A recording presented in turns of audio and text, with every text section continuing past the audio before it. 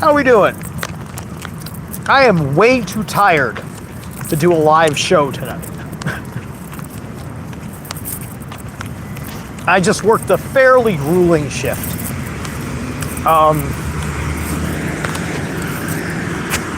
Definitely a full body workout. Plus, I was the fucking driver for a lot of fucking driving, so I had to use way more brain power focused, like just a draining day. I earned my fucking paycheck, put it to you that way. But I didn't want to be off radar, so I thought I'd do something. Because I've got 5 subs to go before I hit the 600 club. And I wanted to fish for people. And doing mobile live is a better way to get new people. It's just something with the way the algorithm does it, because the profile, the fact that it's mobile,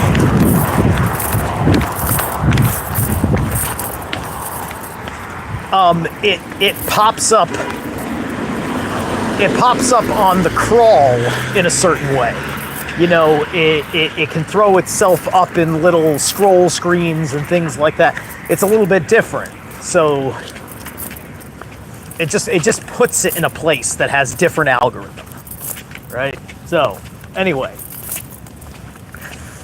woo, things have been wild. You've seen me rolling with Headless Giant, talking about Josephus War. So with that conversation and context, things are good, and I can't wait to move on to the next chapter of it.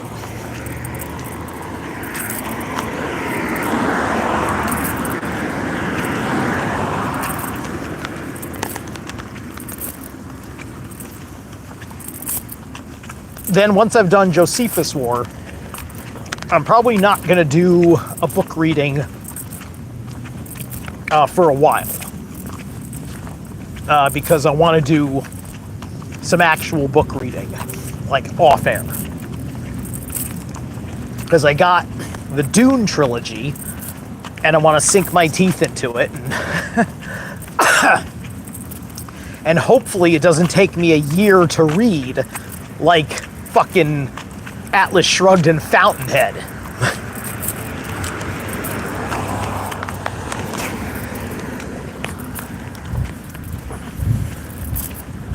And certainly reading the Lord of the Rings didn't take me that long, all 3 books. I had good time for it.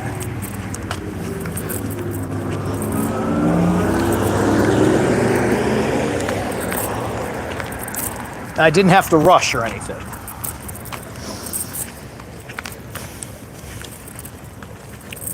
So before I can be productive and extroverted, I gotta go do some of that stuff. So I will find things to go live about here and there as I go. I may be inspired to possibly read a passage from Dune or something while I'm reading Dune.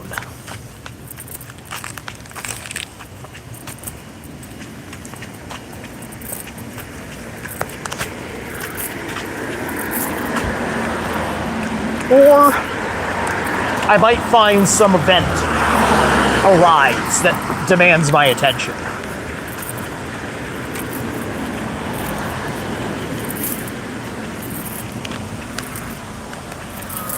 Because if there's anything about me, I am very interested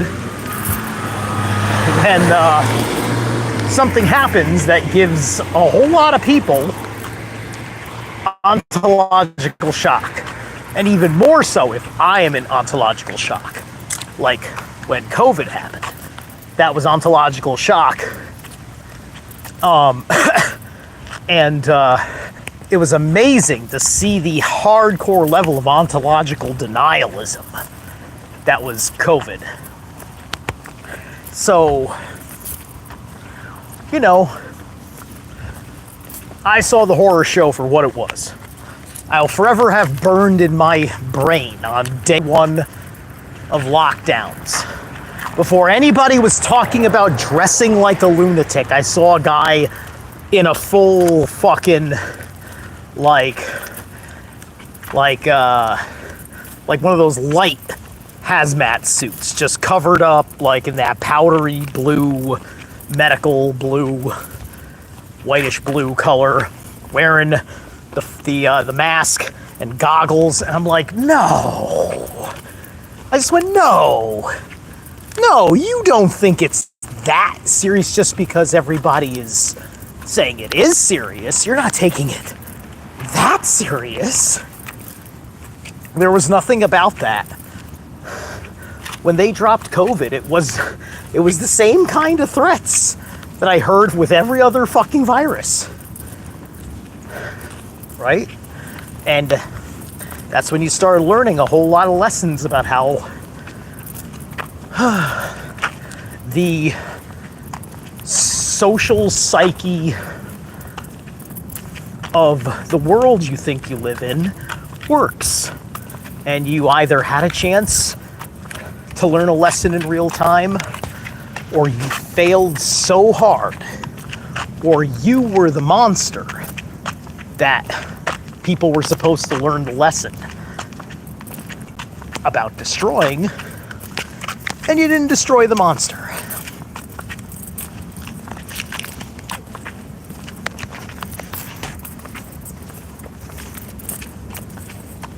So,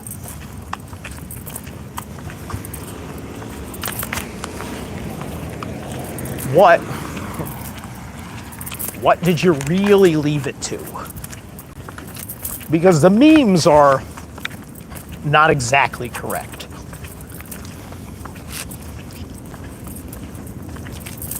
The media, although it is the purveyor of the narrative,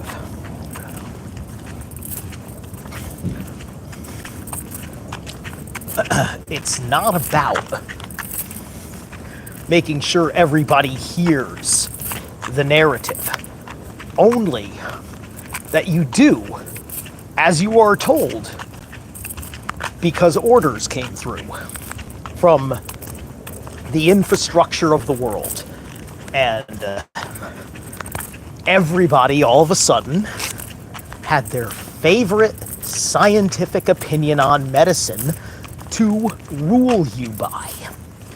You just pick any one that your local body politic liked, and that's how everybody did it. And that's what that was. We got to see every level of actual tyranny that people want and why they always vote for it. These are the people that always accept the growth of government, that always accept the crushing controls. You know? This is why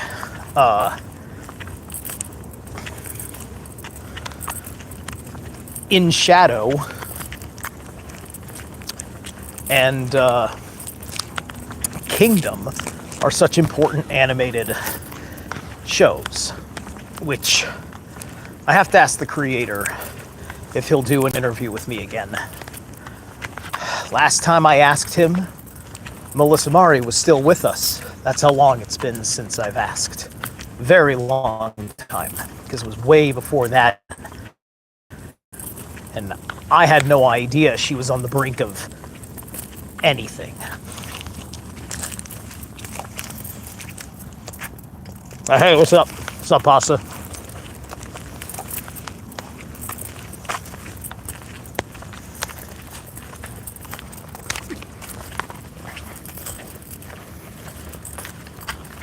While I chew my energy bar, give me a minute.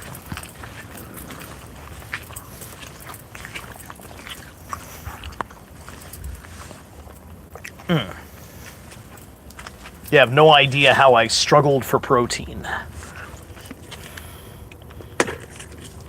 Anyway,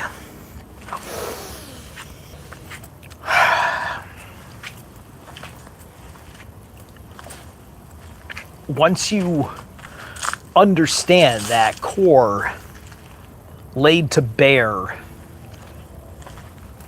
nature of the beast,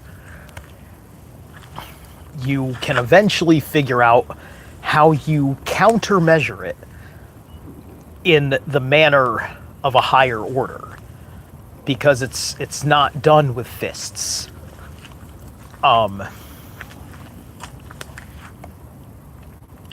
It's not always necessary to even be done with arguments and raised voices. You have to have your wits about you. You have to have your posture.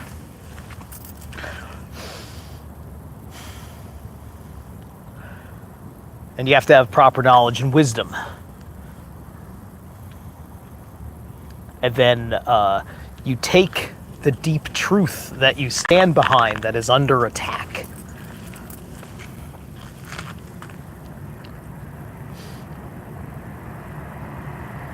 And you have your chance to use it. And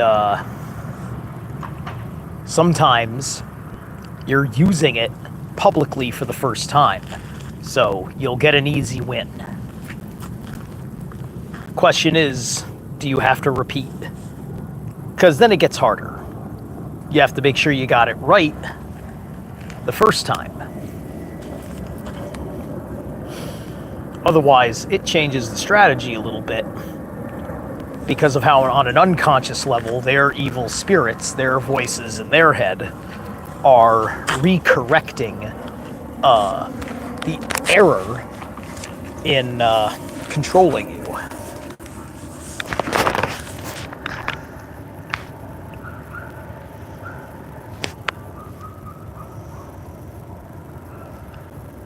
And that's part and parcel of why programs move as they do.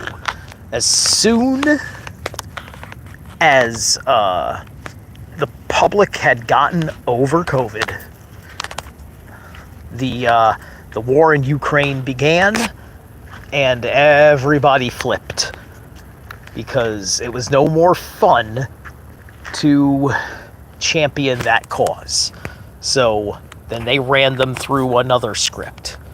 And these have been running through these scripts hardcore. They used to do this subversively, where very few people on the outside were able to look at the argument between the two parties and judge what was actually being argued about for yourself, instead of getting someone's edited highlights.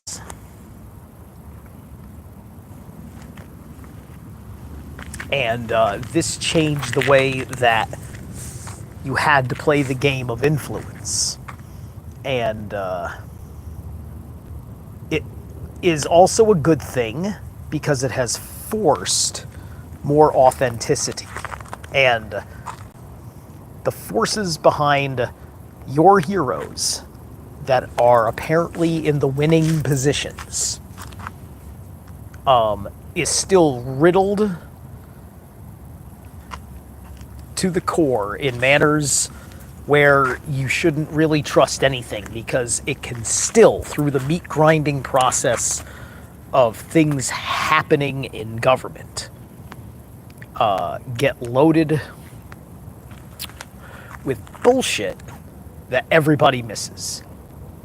Exactly as the two-party system is hoping that you miss, which is why they throw so many fronts up. But you get that. That's an old hat understanding of, look, it's the distraction of this.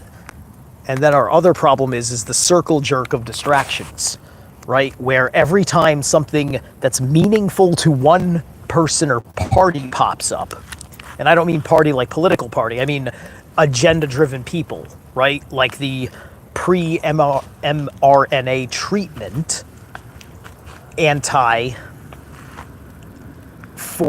inoculation persons, that movement, which is still a powerhouse that is doing what it is doing and has moved some change, but various distractions allowed issues like, oh, now they're going to inoculate with mRNA treatment. All of the livestock and the plants, apparently. And then you get to eat these by law things, right? And because they can hit that law on the distribution level, it can end any authentic non-GMO label, any authentic organic label. See how that works? These people fucking hate you, and you don't get it yet. That's your problem, is that they fucking hate you, and you don't get it, because you're looking at the person who may mean well, may care for you on that basic level that they are asked to. And they personally do. Oh, they personally do. I'm sure Donald Trump personally likes Steve Purdy. Okay? I'm sure they do. But the forces behind him would want me dead. But they never tried. Which is a very gratifying, I thought they would. I've been doing that, I was doing this in 2012. They were fucking, there was like, listen, they still fucking take all sorts of people out. We know about the doctors they took out and everything. And they're still doing it now. But dude, you don't understand the level of gangbusters taking people out they could do before the social consciousness at least became completely interested in various different levels of conspiracy theories, esoteric wisdom, yada, yada, yada. There's a strong vein of consciousness now, whether it's on the internet or in your life, that is searching for the higher order of things, the deeper meaning of things, the more accurate assessment of things, the more thoughtful course of action. I even see that in these halls of government, on that supposed winning side. But like I just said, we still have all these problems coming through. And that's what makes it almost worse, because the people that are blinded by how good they think it is in too much power, right? The only saving grace from many of these horrible things are other rights and other laws at your disposal. It's an irritating level of lawfare, arguments over jurisdictions, federal versus state jurisdiction versus your fucking personal jurisdiction. I mean, serious fuckingly. By the way, I'm all for revoking the popular election of senators. I wanted to go back to a state government appointed fucking position. That's what I want, because I'd feel better if people that are going to be interested in being the representative body politic, I'm more interested picking and removing, if they so choose, the senators. Because then you just go and you bother your congressman, your state, not your federal congressman, your state congressman, your state senate, your governor, and to be like, fucking get rid of him. The level, like, dude, the same fucking publications that banned cannabis when they passed the amendment to make popular election of fucking senators, the same fucking publication, same agenda of hurting the social order. They put such they used bullshit claims that people believed back then about all sorts of shit, blew up atypical minor corruption scandals and this, that, and the other thing, and used all of that as an excuse. And now look at the level of fucking complaints about the Senate. Look at the quality, look at the character of half those fucking people in the Senate. You know?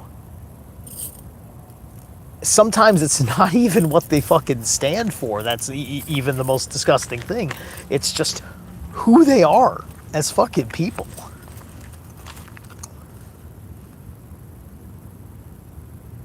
All that because you had to get somebody in there who could appease, like, the body politic of an entire fucking state. And then do it again with another fucking guy. You know, maybe the answer is we have got 2 senators. Maybe this is the answer. Amend the Constitution where one senator is done the old-fashioned way and the other one's done by popular. That actually might be the right way to go. That actually might be the answer. One Senate, one senator of state appointment, one senator of popular election. And that would also be an interesting game for the for all the statistic nerds, like looking at how votes went down between popular senator versus the appointed senator, analyzing the arguments made by either, where one is thinking about what their constituents are worried about, the other one is thinking about what is set in place by the Congress of the state that appointed them to the position. This makes way more sense to me. What do you think? So anyway, this has been my cute little stream for the evening. I'm going to go inside and relax. I'll catch you later.